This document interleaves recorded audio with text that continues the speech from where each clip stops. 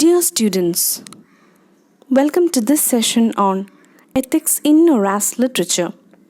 Today, we will be focusing on the work Snow White by Donald Barthelme.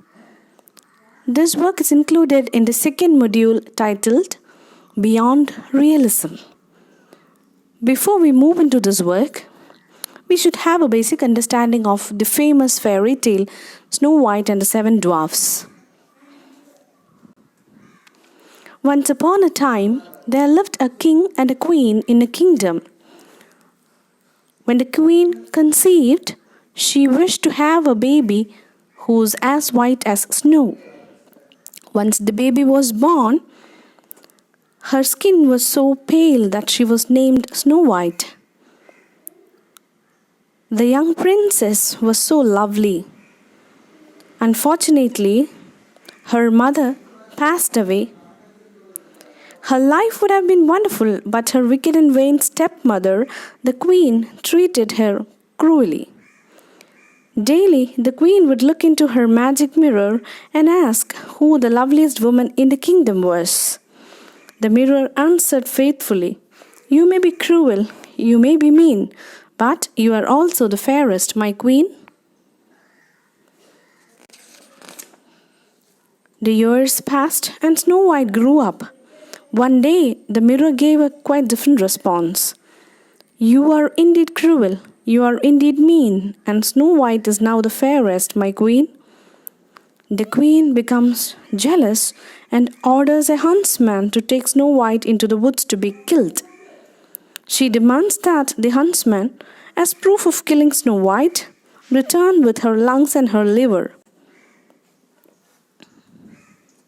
The huntsman takes Snow White into the forest, but after raising his knife to stab her, he finds himself unable to kill her as he has fallen deeply in love with her. Instead, he lets her go, telling her to flee and hide from the queen. He then brings the queen the lungs and the liver of a boar, which is prepared by the cook and eaten by the queen. Deep in the woods and all alone, Snow White began to cry.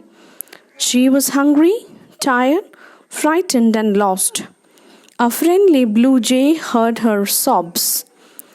Looking into the girl's heart, he saw that she was kind and good and so decided to help her.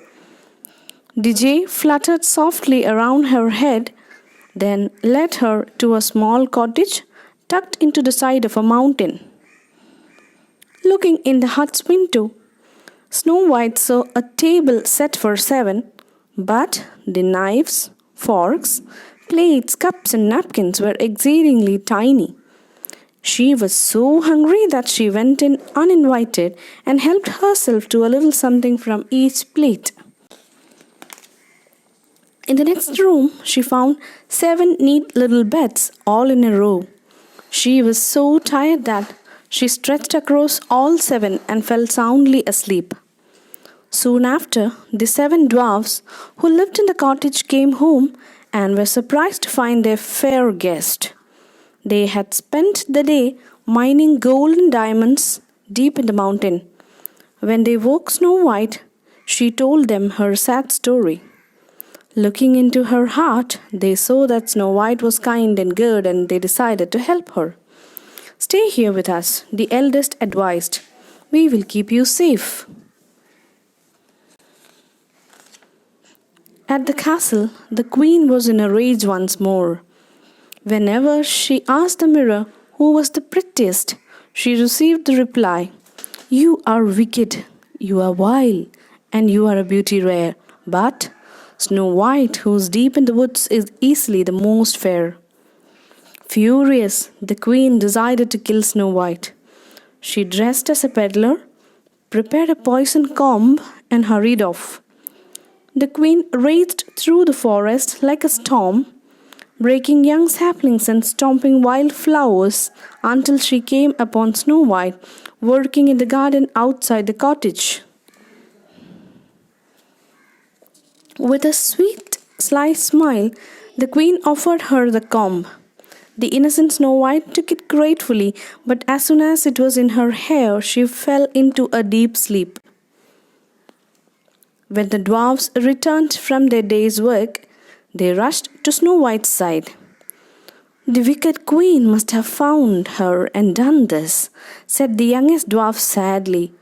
He reached down to stroke her hair, and as he did, he knocked the comb loose.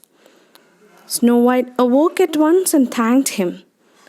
She broke the poison comb into many small pieces.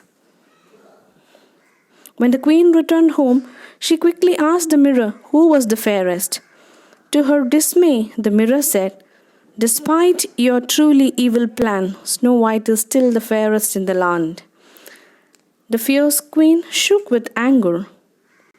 Carrying a basket of poisoned apples and disguised as a peasant woman, the queen returned to the cottage the next day.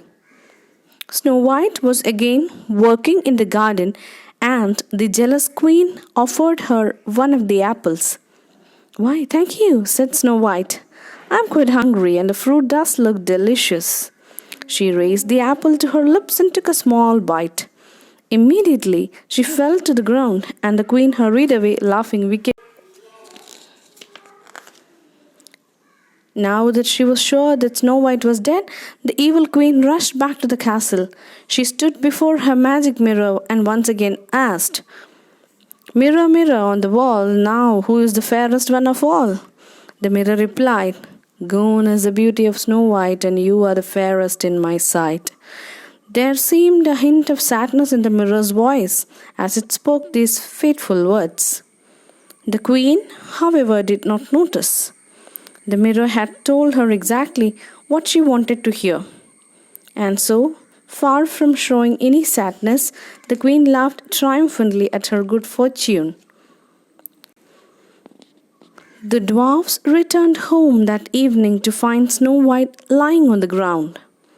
With tears in their eyes, they laid her still body on a soft bed of rose petals and moss and sat down to watch over her. In time, a young prince, riding through the forest, came upon the group. "What a strange sight," he said to himself. The prince halted his horse and let himself down, kneeling next to the bed of rose petals so that he could see her face more clearly. The prince was overwhelmed by Snow White's great beauty. Looking into her heart, he saw that she was kind and good and fell instantly in love with her. As the dwarfs looked on, the prince raised Snow White's head, for he longed to be closer to her. He gazed lovingly on her face and stroked her cheek. As he did so, he jostled her, and a piece of apple fell from her mouth, causing Snow White to awaken. First, she looked into the prince's eyes and saw that he loved her. Then she looked into the prince's heart, and Snow White could see that he was not only a loving man but also a kind and good one. She felt love and gratitude stir in her heart, for the prince had saved her from a cruel fate, waking her as if from the dead. The prince was astonished. It was several minutes before he could speak. But when he finally found his tongue, he came quickly to the point. "I do not know your name, maiden, but will you marry me even so?" he begged. "My name is Snow White," replied the girl, looking first at the prince, then at the dwarfs gathered around her. All of them nodded vigorously as if urging her to say yes. "And I will gladly marry you," Snow White added with a warm smile. The two set a wedding date a few days later. Unable to contain themselves, the dwarfs danced and rejoiced. Snow White and the prince lived happily thereafter. Now let's come to Donald Barthelme's Snow White. Snow White is a postmodernist novel published in 1967. The book inverts the fairy tale of the same name by highlighting the form, by discussing the different expectations and compromises the characters make to survive in their world. So we can categorize it as a fantasy fiction or as a postmodernist work.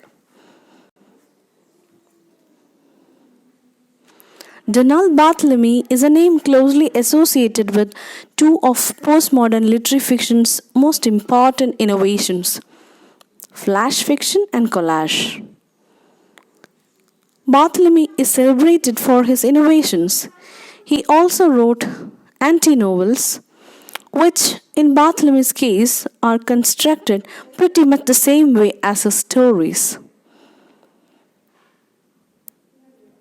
This work is designed to force the reader to engage the text as a text. Snow White is not simply a retelling of the classic fairy tale.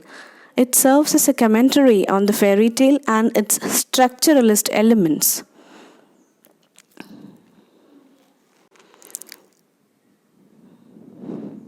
In this version of the story, Snow White is 22, lives with 7 men with whom she regularly has unsatisfying sex in the shower, and seems to have confused herself with Rapunzel from another fairy story as she continually sits at her window with her hair hanging out. Her dwarfs have modern names such as Bill, Clem, Edward, and Dan, and they suffer from a series of ailments, of which the most important seems to be that Bill no longer wishes to be touched. During the day, the 7 men work in a Chinese baby food factory. The closest thing this retelling of the tale has to a prince is a man named Paul who does not seem to want to fulfill his role of a prince. Avoiding Snow White, he puts in time in a monastery in Nevada, goes to Spain, and joins the Lemite order of monks. Ultimately, he does end up near Snow White, but only as a peeping Tom in a bunker before her house, armed with binoculars. The story's version of the Wicked Queen is named Jane. She writes poison pen letters and ultimately makes Snow White a poisoned drink, which Paul drinks instead and he dies. Hogo, who makes a play for Snow White. He crosses characteristics of his namesake with the magic mirror. She rejects him, but he ends up taking on the role of chief dwarf, which Bill has vacated.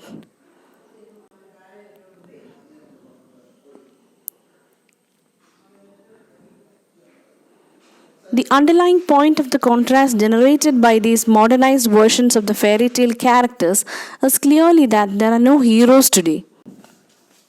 Barthelme's characters have more in common with the Disney version of Snow White than with the original fairy tale from the Brothers Grimm. The dwarfs do not have names related to their predominant characteristics such as sleepy, grumpy, bashful, and so on. They have ordinary names: Bill, Dan, Clem, and so on.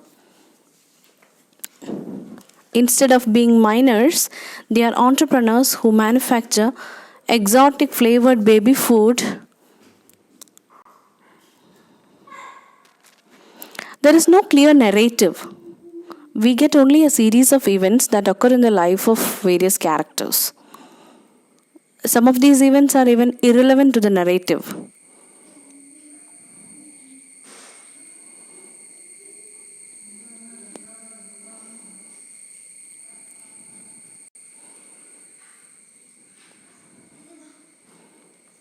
Snow White is the ultimate objectification of women. As a metafiction or a meta-narrative, I hope you know what it means by metafiction. It's Robert Schultz who popularized the term. An alternative term is surfiction. This term refers to the growing class of novels which depart from realism and foreground the roles of the author in inventing the fiction and of the reader in receiving the fiction. Intertextuality. As we know, it was popularized by Julia Kristeva, signifies the multiple ways in which any one literary text is in fact made up of other texts. There are many open or covert citations, allusions, repetitions, and transformations of the formal and substantial features of earlier texts. According to Kristeva, any text is in fact an intertext. A text is thus the site of an intersection of numberless other texts. So, this work by Barthelme is a perfect example of a metafiction or that of intertextuality. And coming to Roland Barthes and his work Esbarazet. So, three different terminologies are given here: readable work, unreadable work, and a writable work. So, the terms that he uses in Esbarazet are legible for readable literary work and illegible for an unreadable literary work, and scriptable for a writable work. Certain works are only writable but not readable. See, for example, the traditional classical novels like all those classical novels are readable and interpretations are straightforward. We can come up with possible interpretations. It's realistic. They conform to the prevailing literary and social conventions. But an unreadable text, just that of Snow White, we can take it as an example. It violates, parodies, or innovates upon prevailing conventions. It persistently shocks and baffles and frustrates all standard expectations. So it draws our attention to the artificiality of literature itself, and it destroys any illusion that represents reality. And here you can see two types of responses, like a response to a readable text and a response to an unreadable text. So the term used here is pleasure or quasi-erotic pleasure. This is what you feel towards a readable text, kind of a pleasure. But jouissance or orgasmic ecstasy that you have when you read an unreadable text. So today we have discussed the popular fairy tale of Snow White and the Seven Dwarfs, and we have come to know what Donald Barthelme has tried to do with this classical fairy tale. He was trying to subvert the story and experiment with this narrative. And in a very unconventional and unprecedented way, he did it, and that is our subject of attention. So in the next session, we will be going deep into the text of Barthelme. I think this is enough for this session. Thank you.